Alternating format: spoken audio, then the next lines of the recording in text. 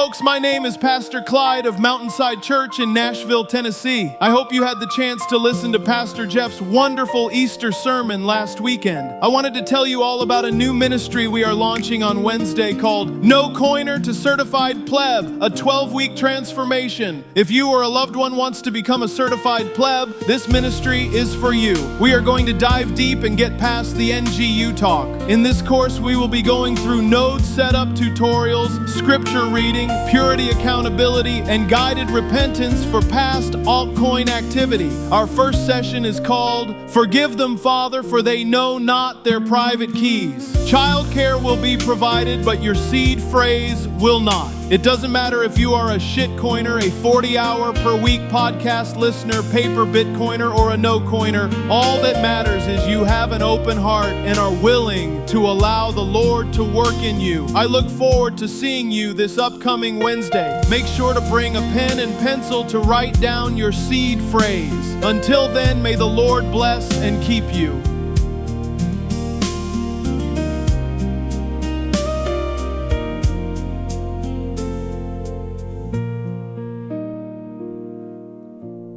Folks, welcome back to the Bugle Weekly, and it's been a wild week, per usual.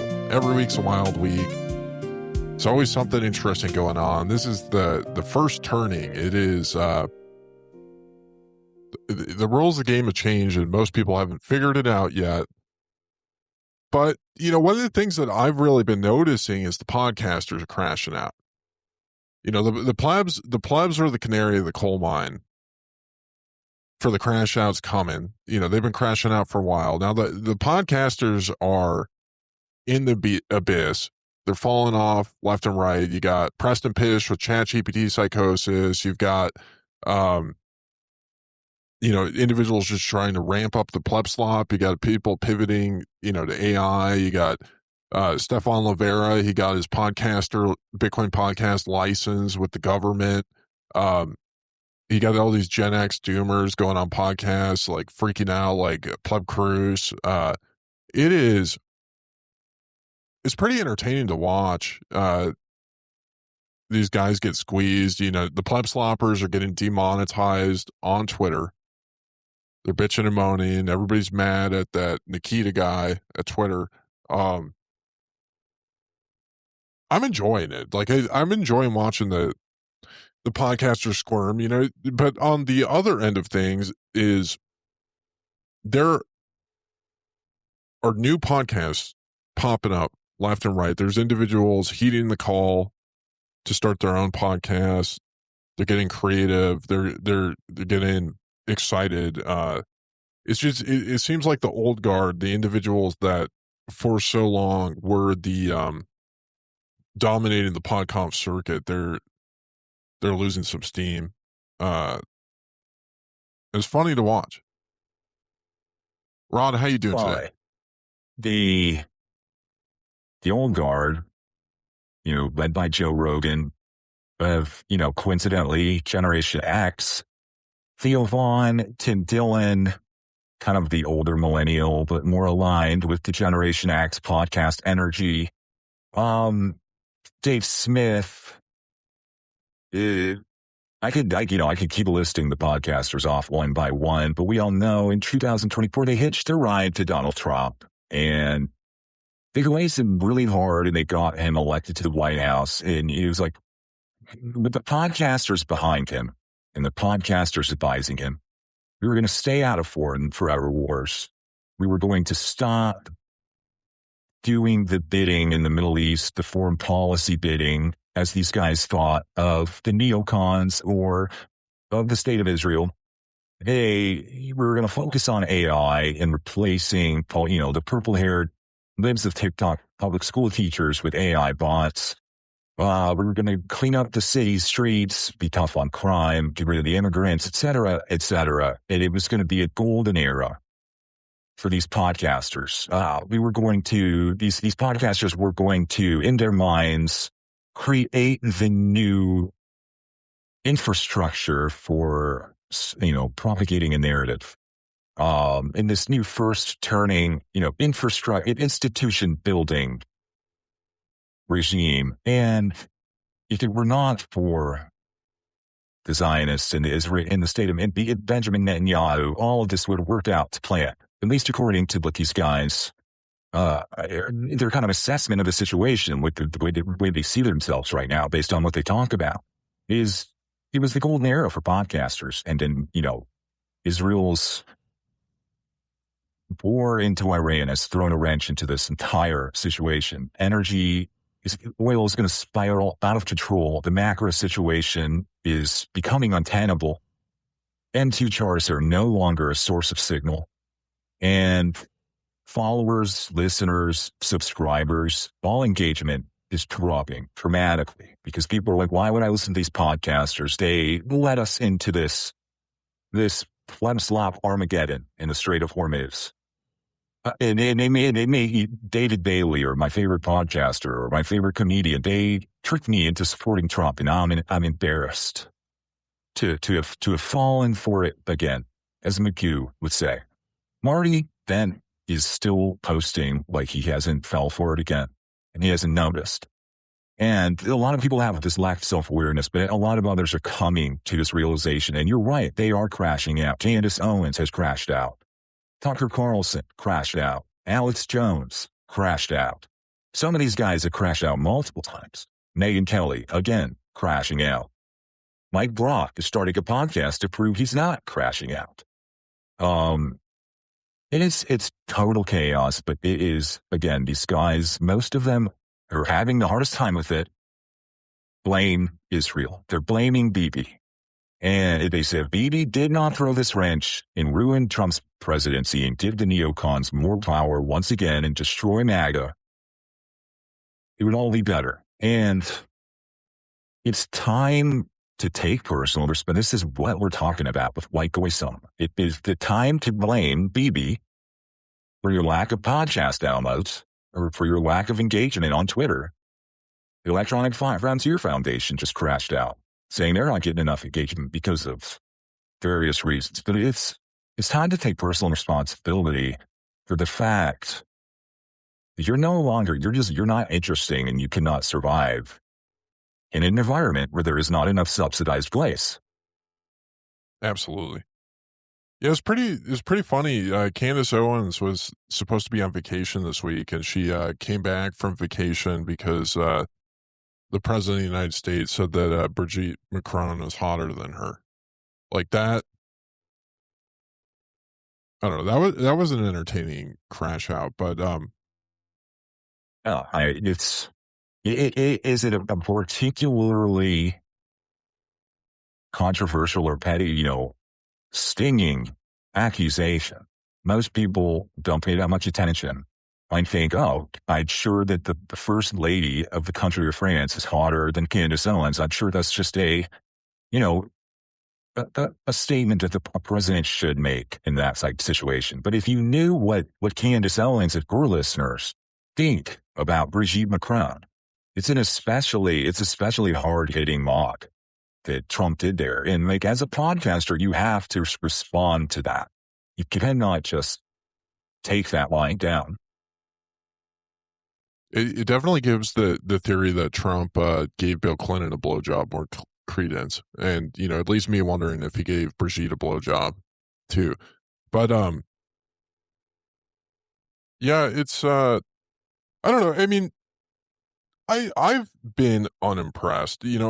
As you guys know, I'm not a fan of compliance is defiance. Like that is just never been in my system. And the fourth turning and the first turning have made it very clear that compliance is not defiance.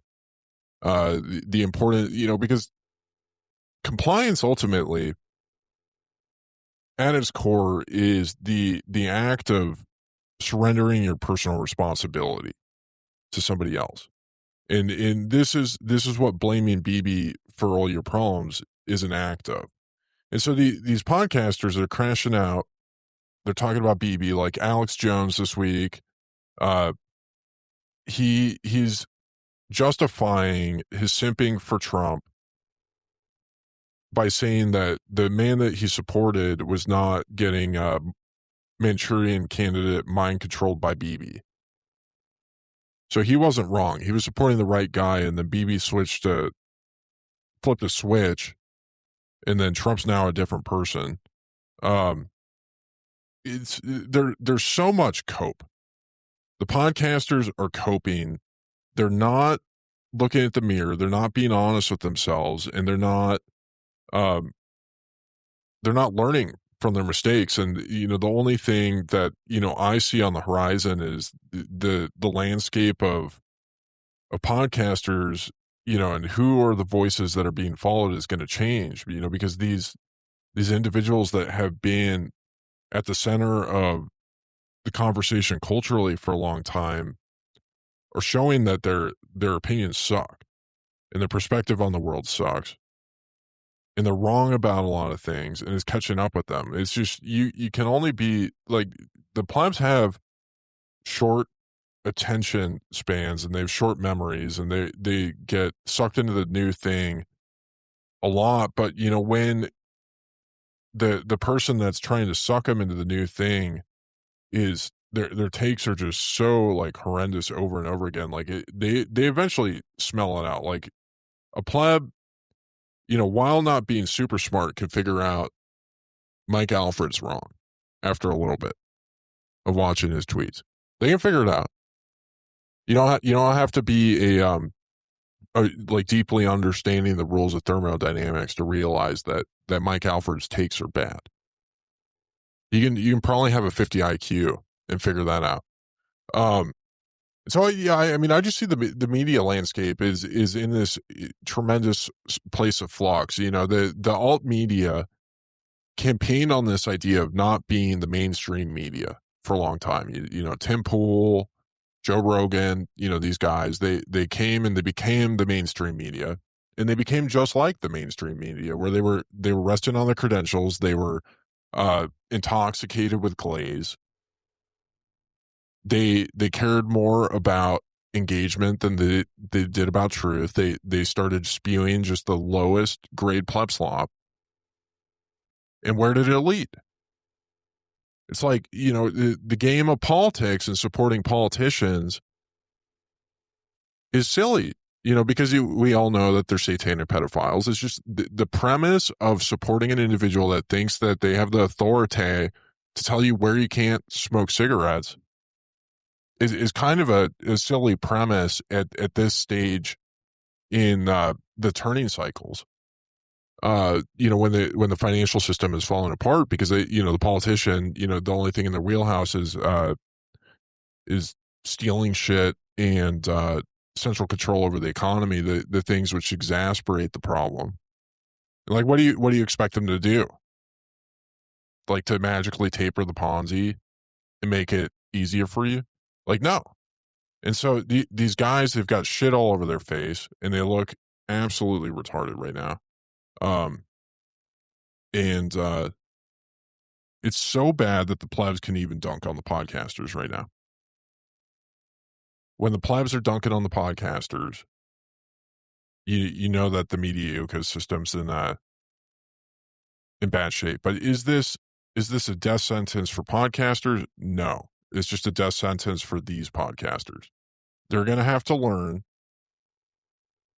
So, one of the things that we were talking about before we started recording is all the AI companies are raising their fees. And this is happening at the time when engagement is just dropping dramatically. And these guys, what is pleb slop ultimately geared towards? Is geared towards milking the algorithms at the end of the day. When you're posting an open mouth thumbnail on YouTube, it's not just about capturing the pleb's attention, it's about capturing the bot's attention. And as the bots get more expensive to operate, the open mouth thumbnails become less effective. And the only thing that you can do as a content creator to be competitive in the media landscape is to tell something like compelling or interesting. And these guys are being exposed as largely being unable to do that. They're they're not doing a good job of making people prepared to make decisions in the future. They're out reliable, telling people know which asset they should be purchasing, where they should be focusing their attention, what they should be feeding their families, or what they should be putting, as their bets on prediction markets. There's just no value to their commentary. You could get equally high value or low value, depending on how you think about it, information from just talking to your boomer dad who's watching too much Fox News. So if you're not getting any benefit or value from listening to some of these podcasters, you might as well just spend that time talking to your normie family, because their opinions and theories are going to be just as reliable as much your favorite podcasters. So it's spend more time with your family if you're going to listen to the wrong podcasts. It's people are finding more value talking to ChatGPT, talking to their neighbors, than listen to their podcast. I mean, you could sit there and shake your magic 8-ball around and get more value than what a lot of these guys are given right now. They're in outer space, and they're not on the Artemis mission. Hey, have you gone down the rabbit hole of NASA and the occult and all their logos and Moloch and Baal and the Masons? Absolutely no. I don't have time for that kind of stuff. The NASA conspiracies. This is just one of those things I just don't have. Is the moon landing real? Is the Earth flat? What are the patches? What are the clues that the pedophiles? What are the clues they left us in the astronaut patches? I'm too old for that one. If this was becoming more popular when I was younger, I probably would have. If it was more covered in zeitgeist, I probably would have listened more. Well, I'm pretty sure one of the reasons why, like Fundamentals did his Magic Math and Rob Hamilton is so that you can do math to find all the occult symbolism and things. Like you add this to that, and then you see the number 33, and then, right? That's like one of the purposes of their podcast. This is like why people liked the band Tool. It was music about all the weird squiggly cult symbols on the calculator that nobody knew how to use. I mean, one of the things is, I've been kind of wondering is, what do you think about Gen X Bitcoin podcasts? Should they exist? Well, hey, Gen X Bitcoin podcast, Gen X podcasts in general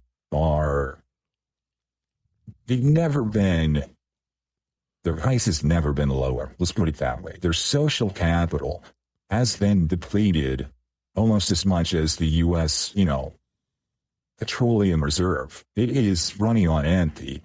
Joe Rogan is completely out of touch. And he kind of he symbolizes, the All-In podcast, I guess you could say, is at an all-time low in terms of their favorability. It's just not looking good. And the Gen X people are the most guilty, I'd say, in this. They kind of sold us a bill of goods, whether it was with Trump or just going along with the Trump movement back in 2024 and really ever since. A lot of them are still trying to sell the war in Iran, and a lot of the policies that have just been proven to be at best, limp-wristedly enforced. Like, what happened to all the fraud uncovered by Nick Shirley and the Zoomer podcasters in Minneapolis and on TikTok or in, Los Angeles and such? Basically, TikTok has moved to ban these Zoomer podcasters from really exposing anything anymore and going viral with it. We're even talking about Epstein in their group chats. The Gen X is just kind of said, not now. This isn't the time to bring up all these corruption and all these crazy hypocrisy examples that the Zoomer podcasters have brought up. people even consider the assassination of Charlie Kirk a war or a shot fired by Gen X podcasters and Gen X media representatives to silence that desire to get to the bottom of what everybody's noticing. Because the Gen X people seem to have their money and invested in Anthropic and OpenAI being the ones that get to the bottom of what the most important things to notice are in society. Yeah, the Gen Xers have the most to lose right now. I think largely speaking, they're sitting on the precipice of like getting their Social Security checks. They want to be going to Las Vegas, doing the same bullshit boomer retirement. And I think they're grumpy that it looks like it's in jeopardy. They're mad at, because like the Zoomers realize that they don't really have anything to lose. And so they're out there trying to actually address things in the system. And the Gen Xers are trying to, cling to it. Gen Xers never really were in control of anything. The boomers were. They looked at Gen X and they're like, these guys aren't willing to be adults. We need to take care of them. More likely to pass the torch to millennials than they are to Gen X. And Gen X is just, they're kind of like you said, the Peter Pan, the Peter Plebs, Mr. Hoddle, Gen X. Mark Zuckerberg, he's trying to have a broccoli haircut and wear, TikTok rapper clothing. And all these Gen X guys, they're obsessed with living forever and anti-aging.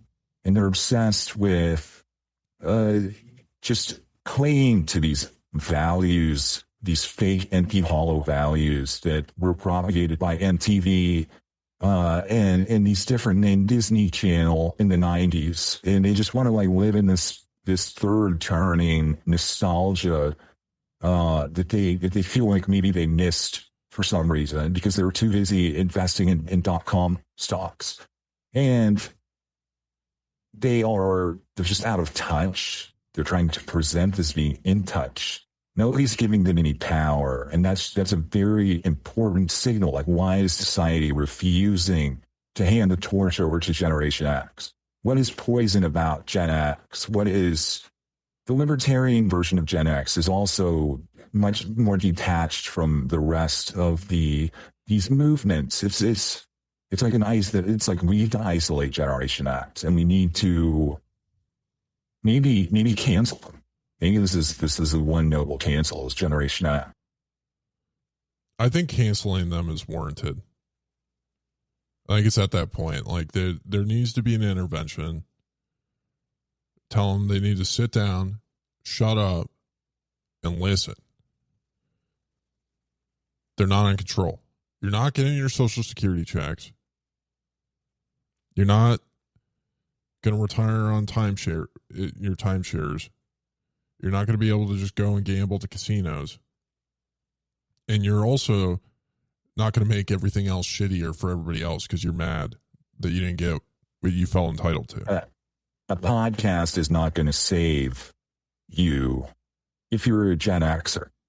Your podcast is just not going to save you. And nobody cares about your comparisons to The Matrix, to Fight Club, to Star Wars and Star Trek. Like these memes are cooked, and people just are sick and tired of your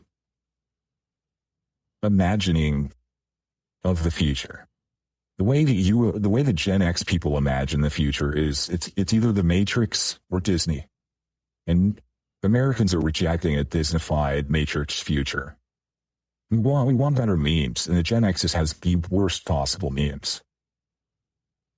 I think The Matrix is a good meme, but it's only a good meme if you're like self-aware, which Gen X isn't. They have zero self-awareness. They don't realize that they are the ones in the Matrix. The Gen X people think that the takeaway from the Matrix is that wearing long leather trench coats is cool. That's not the point of The Matrix. The Matrix is about realizing you live in this weird simulation, this dead internet theory type of reality. It's not that leather trench coats are cool. I imagine that like Gen X, they watch The Matrix and they get the wrong impression of it's just they learn the wrong lessons from everything. Exactly. Same with Fight Club. People did not learn the lessons they should have learned from Fight Club, especially Gen X. It's like Fight Club is about not letting the consumer's culture you've been born into and buying into that consumerist culture and credit cards and credit scores and social credit scores and social capital based on these protocols built by pedophiles. It's about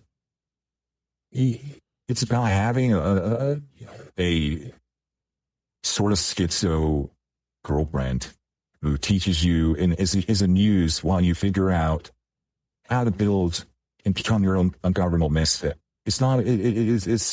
It's about escaping that, and it's not about, again, everybody thinks that Brad Pitt had a really cool leather jacket in Fight Club. It's not the point. Like, it's not the point to have six-pack abs in a red leather jacket.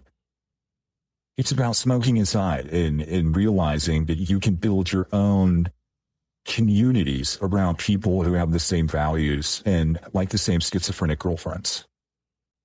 It's an interesting perspective, Rod. It is. But it's an important one to think about for millennials. Don't follow your big brother Gen X role models into wearing leather jackets when you get middle-aged. It's not cool. I think we're kind of in this funny inflection point as the Zoomers really start to gain some relevancy culturally. I think there's going to be a lot of grumpy millennials, and I think the lesson to be learned from Gen X is don't get grumpy at the younger generations. Like you gotta work with them. You gotta build them up. You want them to be as strong, as smart, as motivated as they possibly can be. Don't fight them. You can tease them a little bit. You make fun of their haircuts, their stupid broccoli haircuts. You can make fun of their slop. But I don't know. I mean, culturally, the Zoomers are pretty funny. I've been enjoying watching Zoomer culture a lot. Like this whole thing with this clavicular guy and all the frame mogging and Chester maxing. It's pretty entertaining to watch. I think one of the things is, a lot of generations, they feel threatened by younger generations that don't relate to them culturally. They don't listen to the same music. They don't watch the same movies. There's this, big emphasis that I see of people complaining about brain rot, which is a problem. But I think every generation has its own form of brain rot, one way or another. Yeah, I mean, the millennials' brain rot was Harry Potter. And Generation Z, the Zoomers' brain rot is Israel conspiracies. But, what was Gen X's brain rot? They didn't really their brain rot was kind of cringe. It was where they, people who went to like Woodstock 92. Think about that type of person. Think about like growing up and like, I guess I'm trying to think of a good example of Gen X brain rot. Well, like the boomer brain rot was like cable TV and Facebook. You know what I mean? Chain emails. So like Gen X is like MTV, hair bands, monster ballads, Reddit, white snakes, stonewashed jeans, long mullet haircuts in the 80s. Reddit, yeah, it's a good one. I mean, I think the biggest form of brain rot for Gen X was was grunge music. Absolutely. Yeah, like atrocious. Nirvana, that kind of Pearl Jam. Yeah. That was like Gen X's version of mumble rap. Was grunge music. And they really love Tool, which is not grunge music, but it's like... I like Tool. That's like the one thing that came out of Gen X, or one of the few things. Maybe that's why they hold on so tightly to it. It's the one gem, it's the one bit of signal that came out of the generation. Maybe Deftones, you could throw them in there. I mean, I like the millennial. The Simpsons. Yeah. My own brain rot's Harry Potter, Taylor Swift. Taylor Swift is way better Friends. than grunge music. Yeah, that's true. I would take Taylor Swift any day over Kanye West is good millennial brain rot. Yeah. Therapy It was language, boundaries, therapy trauma, language. Yeah. Yeah. triggered. I'm triggered. The white rapper, that's some like younger millennial brain rot that I prefer Eminem. I guess that's like brain rot share between millennials and Gen X. But who was the white rapper, like the college rapper that died? He was like dating Ariana Grande, Mac Miller. Yeah, like that's not my favorite. Like the grunge cringe of the Gen X. Like, thank God Nirvana wasn't around very long, and thank God Mac Miller was around very long. Yeah, I mean, I think TikTok dances are way cooler than grunge music. Like, pretty much everything is cooler than grunge music. Like, all the brain rot of other like Facebook rage bait is cooler than grunge music. Reddit's not very cool either. Some really good millennial brain rot that was a little bit before its time and ended too soon was Amy Winehouse. Amy Winehouse was like on track, but she died before she could become Floodslot. But it's like the James Dean story almost. Lil Peep is kind of like that for the Zoomers. Lil Peep, it's like the emo TikTok rap that eCash Sailors is known for. Died too young. You ever get into mumble rap? I'm not even quite sure what mumble rap technically is, because it seems like every song that that's like just a rap song or a hip hop song. They're like, this is mumble rap. And it's like, oh, I guess this is mumble rap. I thought whenever I Googled mumble rap, it was like literal mumbling, but I guess it just counts for any melodic rapping. Well, I think like the first big one that I was ever aware of was Chief Keef. See, I didn't realize he was mumble rap. Bitches love salsa. Is that a real pioneer of mumble rap that kind of before rap kind of took over that sound is Radiohead. I've never liked Radiohead. I always thought Radiohead sucks. I know this pisses off Shinobi.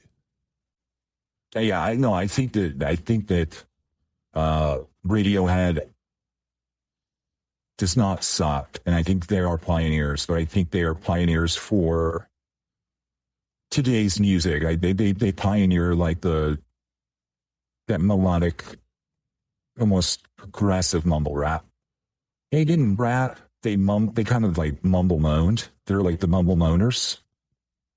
Like people like, oh my, the guys be scared to moan in a girl's ear, and I be in there sounding like Radiohead, you know what I mean? And but the rappers kind of took and iterated on the mumble moaning and turned it into mumble rap. I think this is one of the consistent pieces of feedback that women have for men in sex is that they don't make enough noise during sex. So does listening to Radiohead make you better at sex?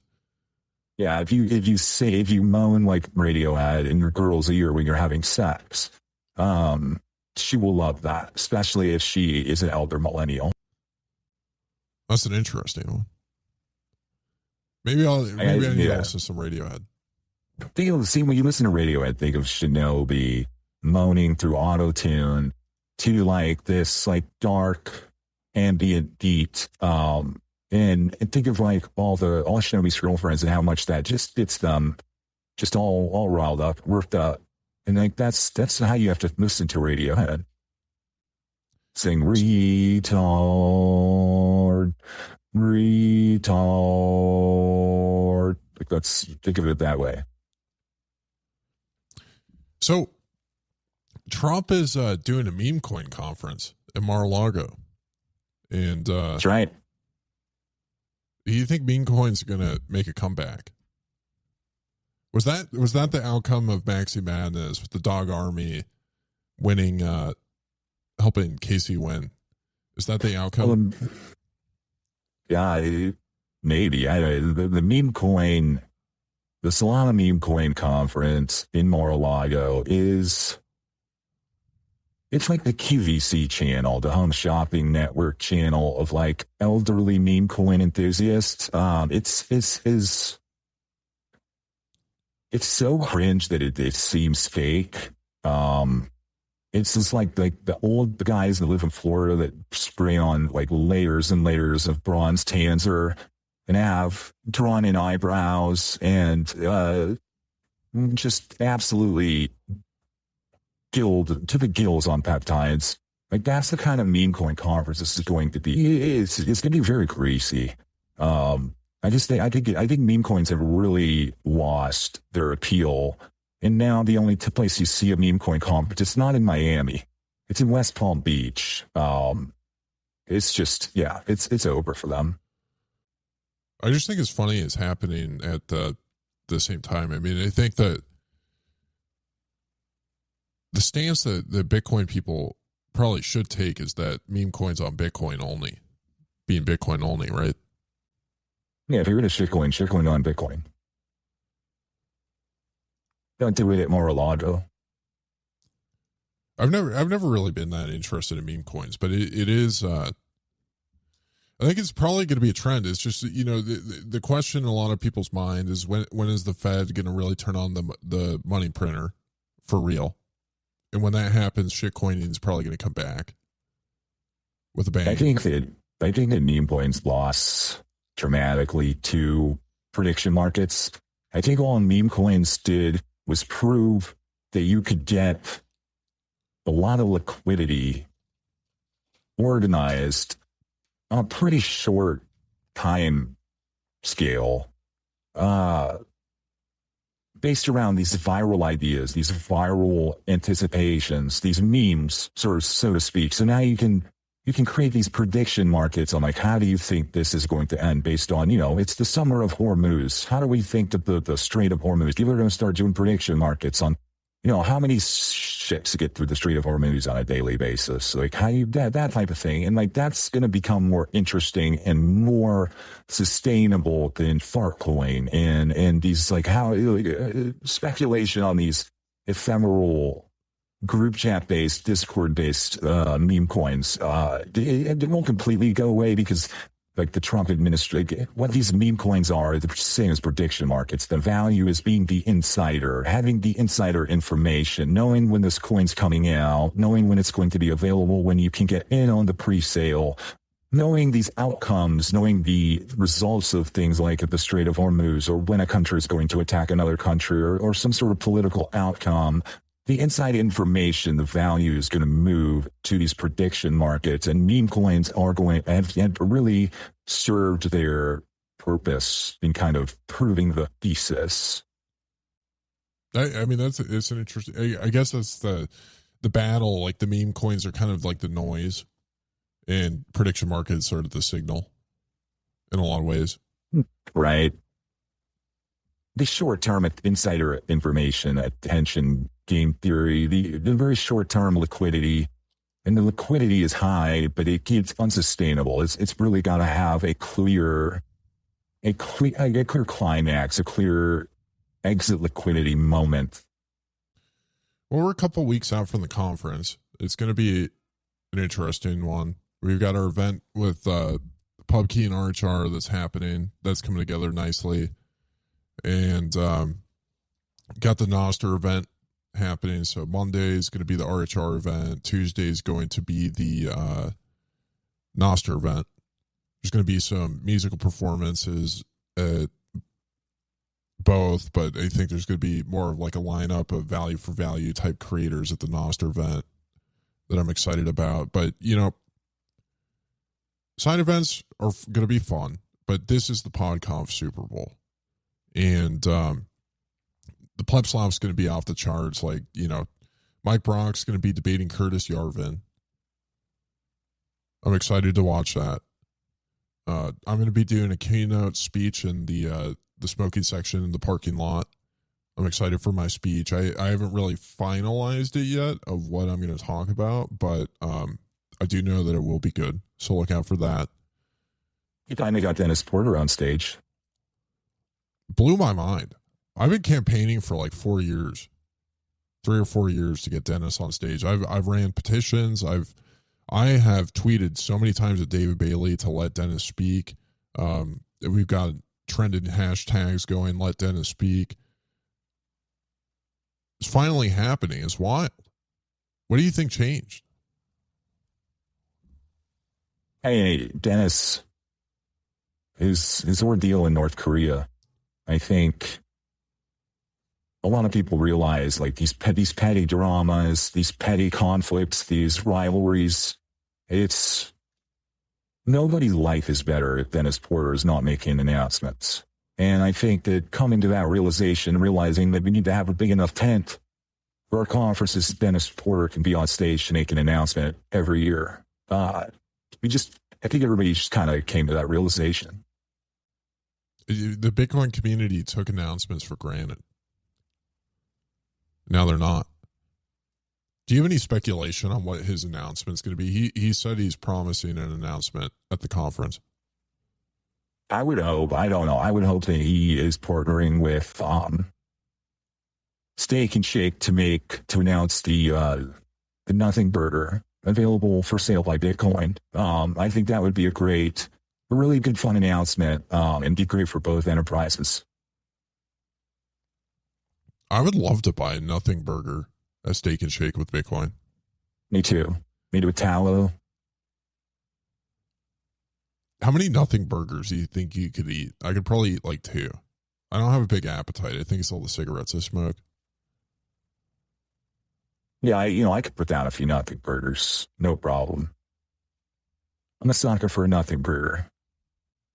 I'm a glutton for a Nothing Burger. Let me put it that way. Anybody who knows Rod Palmer knows he's a glutton for a Nothing Burger. You think crude oil prices have surged by 10% and the open of futures today. So there's going to be a lot of announcements this week. I think it's great to have Dennis back. It's great to have the bots, some of the noise stripped away on Twitter, so everybody can focus on the good high fidelity announcements that are going to be made this week. How many Nothing Burgers do you think Pleb Curse eats in a day? Oh, I mean, he lives on Nothing Burgers. I think another person who probably abusing the Nothing Burgers, Neat Creations. I think Neat Creations probably has too many Nothing Burgers in this diet. But yeah, dude, Jack Cruz, his blood is 50% Nothing Burgers, 50% peptides right now. I think he's off the methylene blue. Unfortunately, you need to get him back on his methylene blue, back on his colloidal silver, get his vortex spinning back the right way, get the blue light, optimized. His RF signal, his thyroid his thyroid is being absolutely hooked by his backward spinning vortex right now. He said he was safe in El Salvador, though. Yeah. Well, I don't know if he has enough self-awareness to know that or not, to make that determination. It's hard to follow his thinking sometimes, because we just don't think about Bitcoin like neurosurgeons. You know what I mean? Right. We don't have that same cognitive ability. You know, like I said, like self-awareness. Joe Nakamoto found himself stuck inside the blockade in the Strait of Hormuz. He thought he was, safe in the Strait of Hormuz, and apparently not. It's just a lot of people tell you that they're safe, that they're not crashing out. But not everybody's a reliable narrator to their own crash out. Well, kind of like how Tomer is the most humble person on Twitter. Pleb Cruz is the smartest pleb by far. Yeah, that's a good way of putting it. Dr. Cruz is the apex, alpha intellectual pleb. Yeah, this week in Marcus is going to be spicy. It's been spicy for a while. It's we're quickly approaching the point where the plebs are going to be begging for Jeffrey Epstein to come back and fix everything. We're on that precipice, and they want people will grow to appreciate and to miss the competence of Massad's, pedophiles. I think that the quiet competence of how they run society is what many plebs take for granted. Well, you got any other topics or thoughts before we get into the fountain booze? No, I think it's a great time to transition. Alrighty. Last week's episode, we talked about how the plebs killed Jesus. First boost from Katie. Long time no see, Katie. Hope you're doing well. Congratulations on the Maxi Madness success and happy belated Easter, gentlemen. It's no Pastor Jeff servant, but I was able to christen my teenager on Easter Sunday by showering in blood together at the hands of Guar on the 40th anniversary tour. P.S. Still laughing about Noah Grumman being a bot. Now, Guar, there's some good old-fashioned Gen X brain rot that is based, actually. Dope that you got to go see Guar. I'm not familiar with Guar. What is it? Oh, you would love Guar. I can't explain it. You just have to watch the video. I'm surprised. I mean, the Bugle has covered Guar pretty extensively in a lot of headlines. These guys. I know Guar. Yeah. Thank you, Katie. We got 1,991 sats from Nope. Thanks for the weekly signal and the reliable 1 hour of my 40 hours per week. Thank you, Nope. Naka's 18,808 sat says, it's been a while, boys, my bad. Hashtag live aloha, shaka. Well, shaka to you, too. Nakas. Shotguns, Nakas. I wonder if Nakas is just like hiding because his name is similar to Naka, the stock ticker symbol for Nakamoto. People are making fun of him. I don't know. Might want to just avoid Gary Cardone, Grant Cardone's spaces. They're pretty grumpy about Naka. Next one is 721 sats from Rep Hodl. In the first turning, local Bitcoiners in the mesh citadels on the frontier will be able to use their ability to monitor the situation and filter the pledge slot to rebuild after extricative fiat system catastrophically fails. There you go. Local signal will rebuild after the fiat system and all its extractors, its vultures fail, just like on Fight Club. I think it's important to have a contingency plan if the fiat system doesn't fail, because many longtime Bitcoin people seem to be doing everything in their power to prolong it, like Samson and Dr. Back and the paper Bitcoiners. They seem like they wanted to be perpetuated. Even Pierre Richard was pretty wild. Doom Satoshi 521 sats says, thank you for your time. Well, you're welcome. Thank you for your time. Silas Thornbrook, 121 sats. Always Bugle maxing. Thank you, gentlemen. Silas, one of our most enthusiastic top followers, top listeners. Glad if Silas is digging the content. If he's that excited, he's using all caps. We've had a good episode. You know, I've heard some comments that people don't like Rudy Dazzleworth, which I found funny. But you know, Kaylee seems to think that it's pretty important for us to have a flamboyantly gay person working at the Bugle for the younger generations, because their hormones are all fucked up and shit. They all got turned gay. So if It's important to have a person with too much microplastics in their blood delivering the news to the Zoomers. It is how we stay, in tune with them. I understand. Like, this is just one of those things. Like, guys, who are we going to bet on as a media organization? Are we going to bet on the Zoomers, the future? Are we going to bet on Gen X? It's a pretty easy choice to me. I think Rudy's here to stay. Thank you, Silas. Noster Gang 100 sat says, Vroom, chi chi choo. Chi chi chi choo. Am I saying it right? I think so. Is that like an anime term or something? Yeah. I don't know. Thank you, Noster Gang. And then 100 sats from BTC on board. Thumbs up emoji salute. Thank you, BTC on board. Thank you all for being listeners to the show. Thank you to our subscribers. Used to read a lot. New subscriber. Welcome. Lahav, Shanrak, Dave, BTC on board, Boomer, Sasha, Fundamental, Sean, Late Stage Huddle, Turkey, Open Mic, and Avi Burr. Appreciate you guys. But yeah, seriously, if you guys are going to be in Vegas, don't miss out on the Noster event. It's going to be the best thing happening Tuesday night. I'll make sure to drop a link to it in the show notes. But I guess before we wrap this up, people are kind of getting their schedules figured out. Is there anything that's on your radar for the conference you think is important for people to know about if they're going? I think if you want to go see Fish of the Sphere, that'd be a huge event. Check out the agenda. There's going to be some good stuff on there this year, some good sessions, some good panels.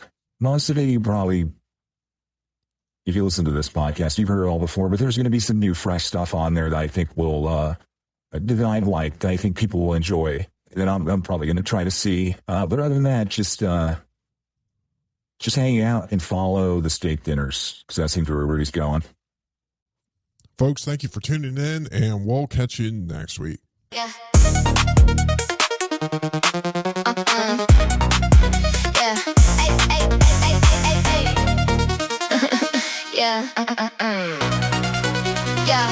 Yeah. Yeah. They said bitches say they don't like me. I get looks when I walk in the room. I don't blame them, I'm on another level. When they see me, they know it's that doom. Them men give me attention, I don't want it, but I can't help that. I'm hot. Leave the room in suspension, they all wait. Listening for when I will talk, they hate me, cause they ain't me. When they sleep, I'm in their dreams. I live in their heads, rent free. Bitch, everywhere I go, all eyes are on me, I'm over maxing. Frame mugging with pure unspoken riz.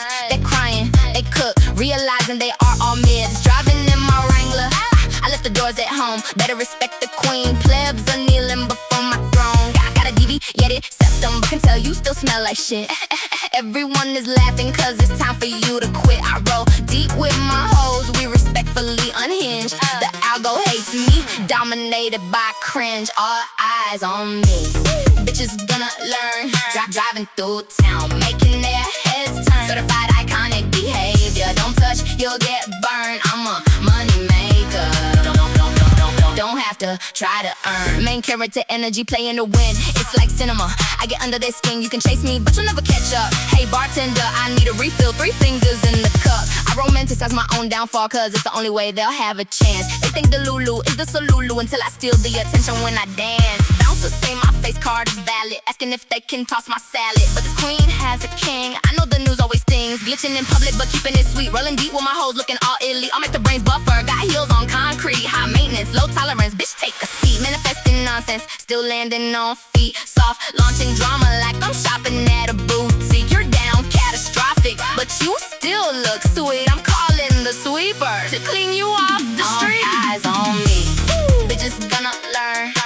driving through town, making their heads turn. Certified iconic behavior. Don't touch, you'll get burned. I'm a money maker. Don't have to try to earn.